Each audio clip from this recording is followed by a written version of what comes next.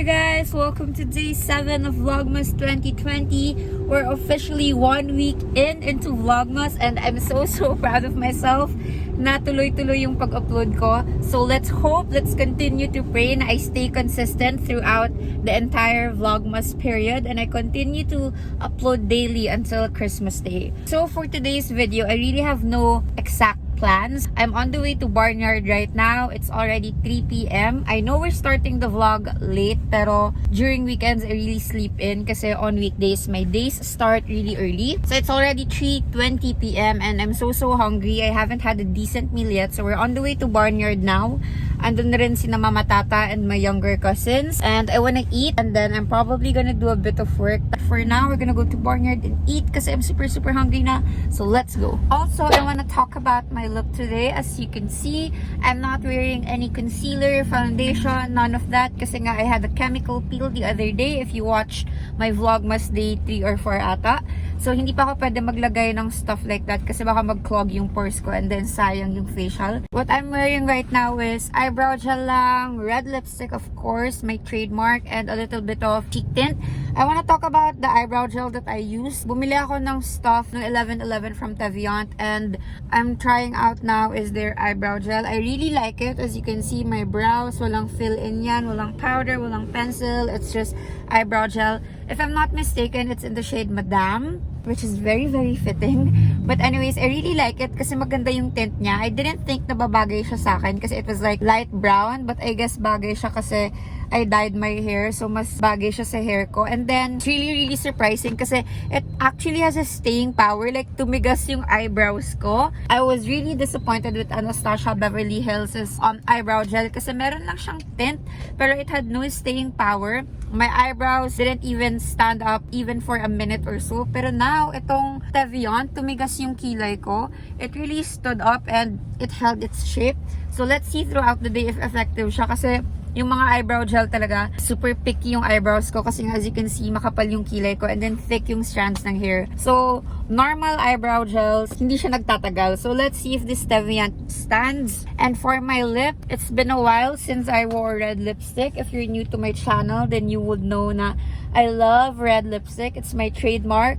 I can go on a bare face, no makeup all with red lipstick and I'd be good throughout the day. Feel like kahit na hindi ka mag-makeup, you wear red lipstick and you already wear presentable. So, since wala akong makeup today, I decided na I'm gonna wear red lipstick para magmukha naman akong nag-exert ng effort. I'm wearing Kat Von D in the shade Outlaw. It's really good. It's not my usual red shade, pero okay na. So yeah, that's my look for today.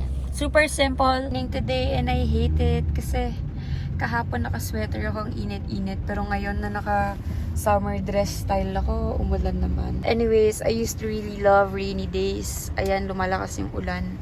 I used to really love rainy days. I would look forward to it. Pero ever since watching Parasite, namulat ang aking mga mata. So yeah, I hope everyone is staying safe. I hope everyone has a shelter. Stay safe, you guys. This is my first meal of the day, Barnyard Carbonara, my favorite. And nilipat ko na here yung favorite ko, double shot caramel macchiato. So this is my outfit of the day. Hermes News. Just like plain white, parang polo sundress. And then since umulan, nag-jacket ako. This is from Uniqlo, my favorite color, red. Hey guys, so we're here at second floor ng bike stop. And we have here shift Airsoft firing range. And meet my instructor! This is my new instructor! And then we have a target. This is our target.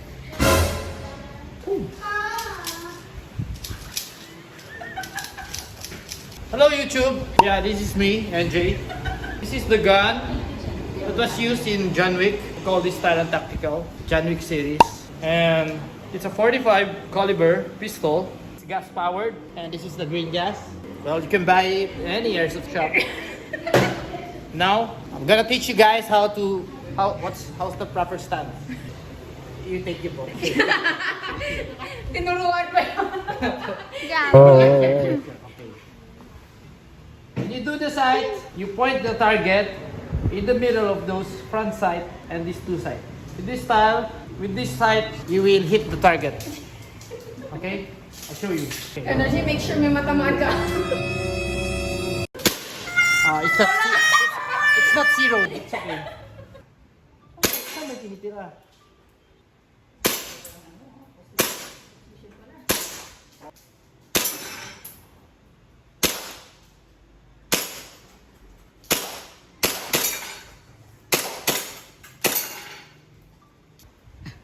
That's how John Wick, you know? Again, YouTube, yo! Hello guys, I'm here sa likod pala. This is Heckler & Coach HK416, also an airsoft, and this is gas powered.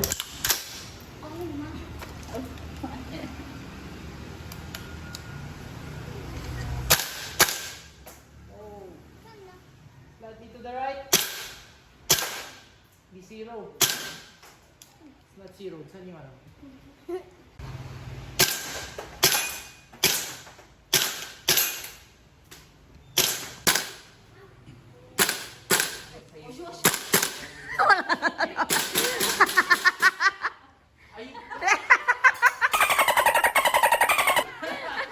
This is our special guest today. Hello. I post videos too, but it's only on Facebook.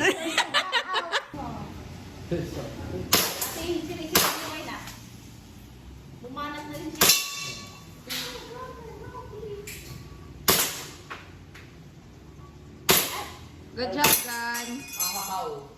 We're gonna put the magazine in. Are you right or left? Right-handed. Before I do this,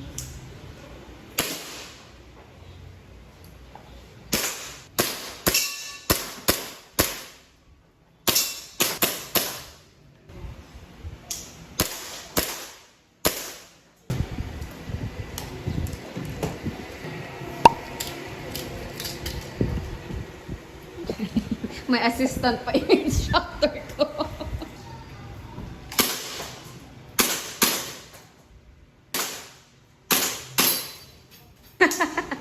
Kumain mo na yung instructor. So Gunther is our airsoft instructor and our barista.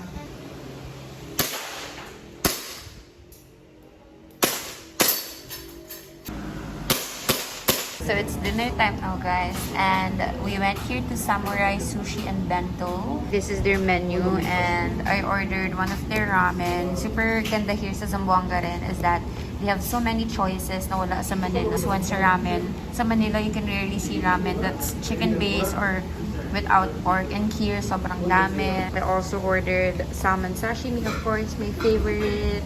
Katsu. The restaurant looks like this, and it's so cozy. It looks so authentic. Reminds me of Japan. Oh, I miss Japan so much.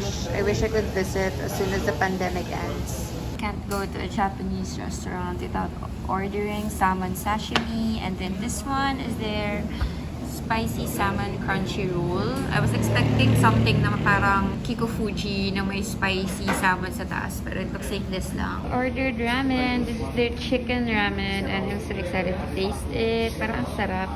Here we have chicken katsu, we have chahan, we have salmon sashimi. I always need to have this whenever I eat in a Japanese resto. My spicy salmon roll and my ramen. Let's eat! Yum!